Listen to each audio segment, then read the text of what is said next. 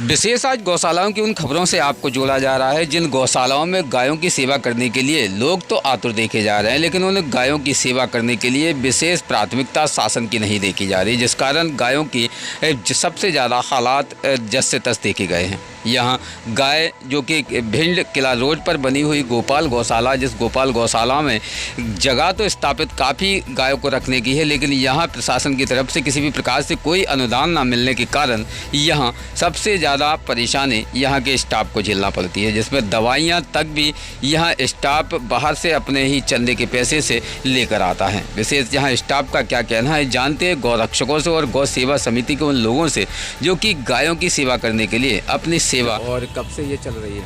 हमारी ये गौशाला 4 साल पुरानी है। हमारी गौशाला रजिस्ट्रेशन 2018 में हुआ था जी। हमारी गौशाला का नाम श्री कृष्ण गाय सेवा समिति है जी। ये हम 4 वर्षों से यहाँ पे चला रहे हैं जी। यहाँ कोई शासन की तरफ से आपको सहायता मिलती है? नहीं सर, शासन की तरफ से मेरे को कोई सहायता नहीं मिलती। हम यहाँ पे जो भी खाना पीना इनका दोनों टाइम का रहता है, 3 टाइम का रहता है, वो हम खुद ही करते हैं। हम लोग जो हमारी समिति के सदस्य हैं वो सब लोग मिलके करते हैं। शासन की तरफ से कोई यहाँ पे अनुदान नहीं मिलता है, कोई सहायता राशि नहीं मिलती है। अच्छा, दवा वगैरह कहाँ से लेके? दवा वगैरह हम सब प्राइवेट रखते हैं। ये हमारे बैग रखे हैं, इसमें दवा वगैरह सारी चीज़ें रखी हुई हैं, हम प्राइवेट ही रखते हैं। अच्छा, सारी सब सुविधाएं प्राइवेट ही हैं आपकी? हाँ, सारी सुविधाएं प्राइवेट ही रहती है हमारी। कितनी गायों की रखने की कैपेसिटी होगी? यहाँ पे कैपेसिटी काफ़ी बड़ी है गौशाला। यहाँ पे कैपेसिटी समथिंग अपन 100 गाय को रख सकते हैं, 75 से 100 गाय को रखते हैं। लेकिन क्या है, यहाँ पे संसाधन की बहुत ज़्यादा कमी है। एक बोर होना चाहिए, टीन शेड होना चाहिए। तो यहाँ पे जो टीन शेड का और बोर का काम चल रहा था वो कहीं ना कहीं रुक गया है जी। क्यों? अब ये शासन से पूछा जाए तो ये बेटर रहेगा।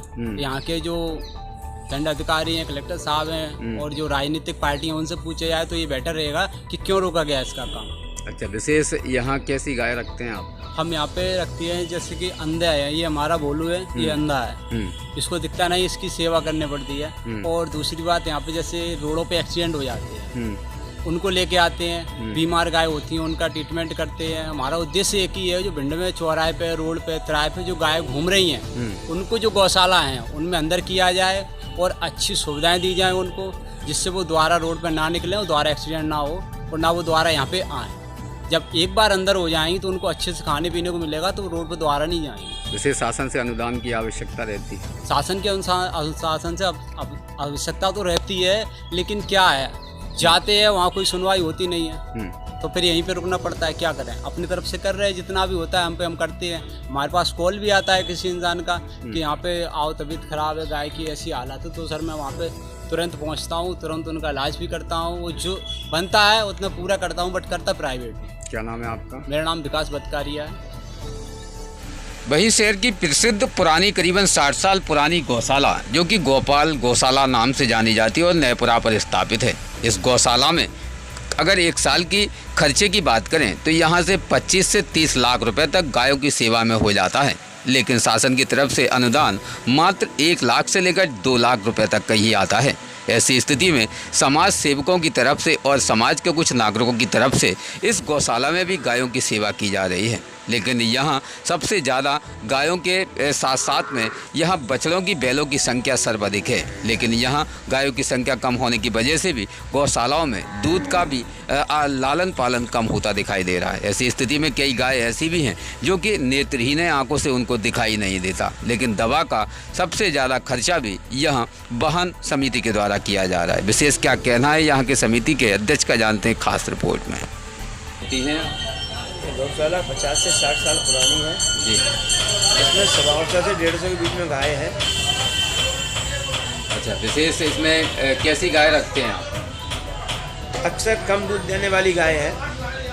दूध का कोई पता नहीं, दूध जितना हो जाए उतना हो जाए, बाकी तो वैसी गाय रहती है। आवारा मवेशी भी है क्या इसमें? आवारा मवेशी कभी 1 आध 2 आ जाती है, ले लेते हैं। अच्छा, 1 आध 2 गाय रख लेते हैं। वैसे कितनी गाय करीबन गाय होंगी उसमें? 100 से 150 गाय है। 100 सवा से 150। उसमें अंधी भी गाय हैं? अंधी गाय भी है, लंगड़ी गाय भी है जी। ये एक ही गाय का वंशज है? नहीं, सभी कई गायों का वंशज है। अच्छा, यहाँ शासन की तरफ से क्या अनुदान आता है आपको? कभी 1.5 लाख, 2 लाख, 1.5 लाख, 2 लाख रुपये। अच्छा, फिर कैसे खर्चा चलता होगा? कितना खर्चा वाहन होता है धर्मशाला? धर्मशाला इसका बजट हर साल बजट बनता है, ऑडिट होती है गौशाला। 24 से 25 लाख रुपए का बजट है जी, खर्च होता है 1 साल का।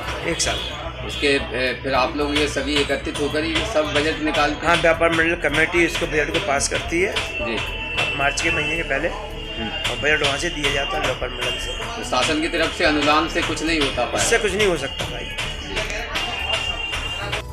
वही शहर अंचल के अंदर बनी हुई है मनसापुर हनुमान मंदिर के बगल से एक पुरानी गौशाला, जिसमें उन आवारा मवेशियों का इलाज भी निःशुल्क होता है। जहां विशेष एक्सीडेंट दुर्घटनाओं में किसी आवारा मवेशियों की किसी प्रकार से पैर फ्रैक्चर होना या फिर चोटिल होना, ऐसी स्थिति में यहाँ विपिन चतुर्वेदी के द्वारा भी विशेष इलाज मुहैया कराया जाता है। साथ ही यहाँ बिहारी स्कूल के संचालक राजेश बिहारी के माध्यम से भी इस गौशाला में विशेष इंतजाम किए गए हैं, लेकिन यहाँ शासन से अनुदान बिल्कुल शून्य देखा जाता है, जिसके विषय पर यहाँ गौ सेवकों ने खुद अपनी गुहार शासन से लगाई है। यहाँ समाजसेवी संस्थाओं के माध्यम से साथ साथ यहाँ समाज के कई ऐसे लोग भी हैं जो कि चारा, दवाइयाँ, अन्य चीज़ों को वितरित करते रहते हैं, लेकिन यहाँ समाज से भी निरंतर सेवा भाव से उन गौशालाओं में अपनी पूर्ण तरीके से सेवाएं देते नजर आ रहे हैं। लेकिन प्रशासनिक अधिकारी और शासन ने अभी तक इन गौशालाओं पर ध्यान आकर्षित नहीं किया है, ना ही किसी भी प्रकार से अनुदान दिया है। क्या कहना है, जानते हैं इस खास रिपोर्ट में। बता विपिन जी, ये आपकी गौशाला काफ़ी पुरानी देखी जाती है, विशेष कितनी पुरानी गौशाला होगी और इस गौशाला में शासन की तरफ से क्या अनुदान मिलता है आपको, और कितनी गाय को रखने की यहाँ क्या किसी? नहीं, शासन के द्वारा हमारे अभी तक कभी कोई भी किसी प्रकार का अनुदान नहीं प्राप्त हुआ है, और हम लोगों ने कभी अप्लाई भी नहीं किया, और कोई भी अधिकारी अभी तक ऐसे आए भी नहीं है जिन्होंने हमसे कहा हो कि मतलब आपको कोई ज़रूरत है किसी चीज़ की, तो कभी कोई अनुदान प्राप्त नहीं हुआ। हाँ, डॉक्टर इलाइया राजा टी के द्वारा उनका पर्सनली सपोर्ट मुझे बहुत अधिक मिला, मुझको जी, अच्छा सपोर्ट मिला मुझको। और हमारी संस्था सन 2011 में हम लोगों ने चालू की थी, एक टीम थी हमारी 10-15 लोगों की जी, और अभी भी वो मुख्य टीम हमारी अभी भी इसी समय भी बनी हुई है वो टीम जी। और भिंड के समाज से भी कुछ लोग हैं, उनके द्वारा सहयोग अच्छा प्राप्त होता है जी। और हम लोगों ने क्या है, इसको गौशाला न खोलते हुए हम लोगों ने इसको गौ चिकित्सालय खोला है, जिसमें हमारे यहाँ एक ICU वार्ड है, जनरल वार्ड है और एक ऑपरेशन थिएटर है। सबसे पहले हमारे यहाँ जो कोई भी गाय आती है वो ICU वार्ड में एडमिट होती है, उसके बाद उसमें हमारा ट्रीटमेंट चलता है 10 दिन 15 दिन। जब उसको हम गाय सही कर लेते हैं, जब उसका कोई इलाज नहीं होना होता है, उसके बाद हमारे पास एक जनरल वार्ड है, बड़ा वार्ड है, इसमें एक ओपन एरिया भी है और वार्ड एक कंप्लीट अंडरग्राउंड भी है। तो फिर उस गाय को हम उधर शिफ्ट कर देते हैं, वहाँ सिर्फ चारे पानी की और साफ़ सफाई व्यवस्था रहती है, वहाँ पर इलाज नहीं होता गाय का। जैसे कितनी गाय रखने की यहाँ क्षमता है? हमारी कैपेसिटी ICU वार्ड की करीबन 20 गाय हुई है, और करीबन जो हमारा जनरल वार्ड जिनको हम 20 गाय को रखने के बाद सही करके शिफ्ट करते हैं, वो हमारे करीबन 30 से 35 गायों के लिए है। और इतना लगभग जमाना चलो हमारे यहाँ लगभग फुल ही रहता है हमेशा, ये मतलब कभी ऐसा रहा ही नहीं है कि हमारे यहाँ मतलब कि कैपेसिटी मतलब कम हुई हो। मतलब ये अस्पताल है आपका? हाँ। है किस नाम से? ये अपन श्री मनसापुर गौ सेवा समिति हमारी रजिस्टर्ड समिति है जी। और ये पहले रजिस्टर्ड नहीं थी, सन 2011 में तो नहीं थी। जब डॉक्टर इलाइया राजा टी आए तो उन्होंने हमारा काम बहुत अच्छा लगा। मतलब पूर्व कलेक्टर थे? हाँ, पूर्व कलेक्टर थे, उन्हें हमारा काम अच्छा लगा तो उन्होंने ये यहाँ अपना समय देना चालू किया। फिर उन्होंने SDM संतोष तिवारी जी को यहाँ पे जोड़ा, वो भी अपना समय देते थे यहाँ पे आके 1 घंटे 1.5 घंटे जितना भी उन पर पर्सनली समय देते थे। सहयोग और वो करना भी अलग चीज़ हो जाती है, लेकिन उन्होंने पर्सनली सपोर्ट किया, यहाँ के समय दिया है।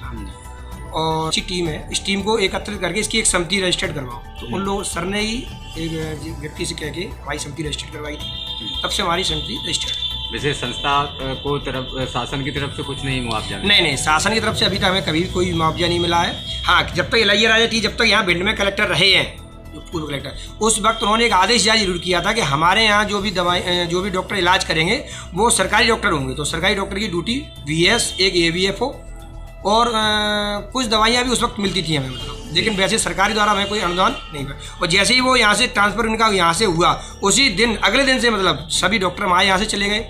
जो दवाइयाँ थी वो भी अपनी यहाँ से उठा ले गए, उनका बैग रहता था यहाँ पे, बैग उठा ले गए। और इन गायों को उसी कंडीशन में, उस वक्त हमारे पास गाय थी करीबन 62, उसी कंडीशन में छोड़ के बिना इलाज की, और ऐसे ही वो लोग चले गए। आज विशेष कितना खर्चा वाहन होता होगा इस संस्था का? हमारा खर्चा लगभग महीने का 1 से लेकर 1.25 के लगभग बीच में खर्चा हमारा बैठ जाता है। 1 लाख से लेकर 1,25,000, 1.25 लाख के लोगों के बीच। 1.25 लाख, हाँ, इतना खर्चा हमारा। इसको आप लोग ही संस्था की समिति के लोग ही इसको वहन करते हैं? हाँ, हमारी समिति करती है। हमारी समिति में जो लोग जुड़े हुए हैं, हम लोगों ने क्या है कि चंदा न लेते हुए, हम लोग चंदा कम लेते हैं लोगों से, जिसकी स्वेच्छा है वो दे जाए, लेकिन हम लोग मांगने नहीं जाते। हमने क्या लोगों को, भिंड शहर के लोगों को जिम्मेदारी दी है, और उन जिम्मेदारियों को लोग निभा भी रहे हैं।